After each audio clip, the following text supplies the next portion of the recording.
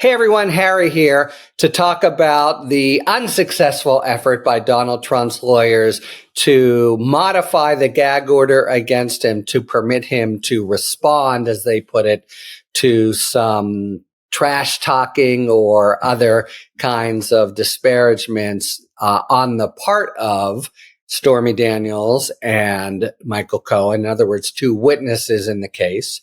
And one of the violations that were found is when he took off after Cohen, and he tried to portray it to the judge as, well, this is just a political attack, not a legal one. And the judge said, no, a witness is a witness.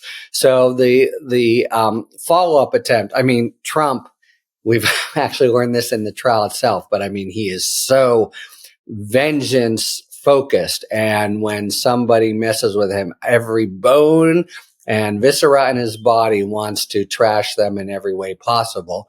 And both Cohen and Stormy have been doing some of that. Cohen has done a lot until recently. On Wednesday, pretty just a few days ago, wearing tweets out a white shirt with Trump behind bars. There's, I won't say it right, but something about Baron von Shits in Pants. So that's Cohen, and he's putting it out there. Stormy, actually, she had a few sassy, as we've now learned after her testimony, is kind of in character, tweets.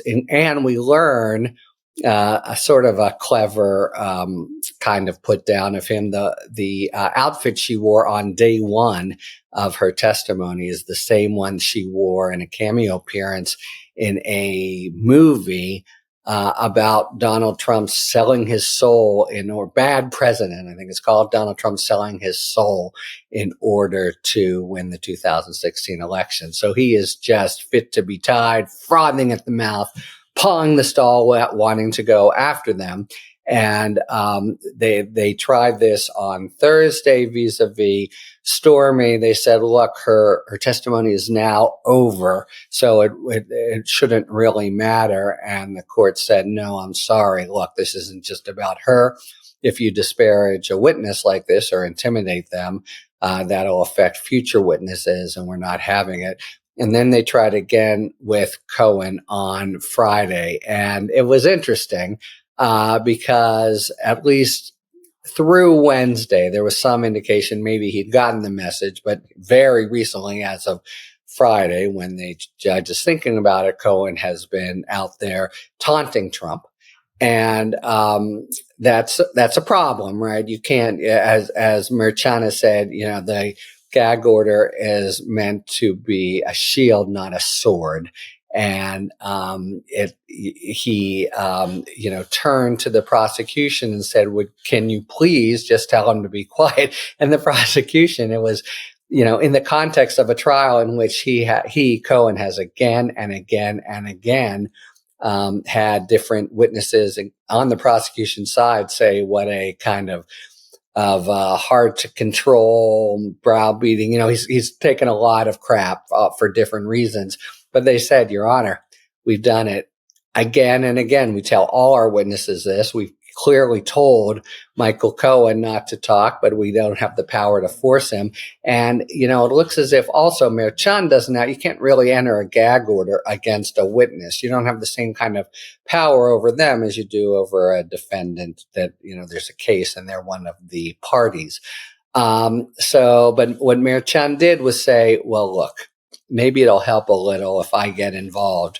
Even if I can't direct him not to, please pass along to him that the judge expressly has asked for him to stop making any public comments. In other words, it was on paper, pretty please, but there's a subtext of, don't screw with me, Michael Cohen, because and I think it's probably quite effective. Michael Cohen has not been tweeting over the weekend, and you do not. He has lawyers, and he knows himself.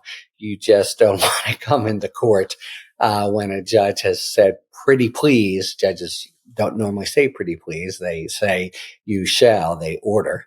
But it's pretty please. And you don't want to come into court in the biggest case of your life with a judge who has said pretty please and you've thumbed your nose at. So to me, it was very clever again by Mayor Chen. He really uses his various powers quite well, hard, soft, and in between. And it was a very, I think, effective and sharp, smart approach to basically make Michael Cohen sit down and shut up until it's time to testify, which it is tomorrow. So I'm, in fact, going to do another tape for everyone with a little bit of a preview of his testimony. But that's the way Mayor Chen has tried to solve the Cohen out there problem. And, there's also the implicit, by the way, threat that he could say, okay, open season, Trump, you can start hammering at Cohen if you like, just as you're allowed to hammer at me, which is, one of his targets left, that Trump and Trump savages the judge every day, corrupt and calls him every name in the book. So that would apply to Cohen. That would be within the judge's power to order, even if he can't order Cohen to stand down. So I think that pretty please was, if you know what's good for you. I think Cohen probably does know what's good for him. That's one of the things we're going to find out in the next few days. But I'm relatively sanguine, more than most of my colleagues, about how it's going to go. As I say, we'll talk about that in a moment. But this is how Mayor Chen, I think, has effectively kept him from, muzzled him from real insults against Trump in advance of his much anticipated testimony. Talk to you later. Thanks for tuning in.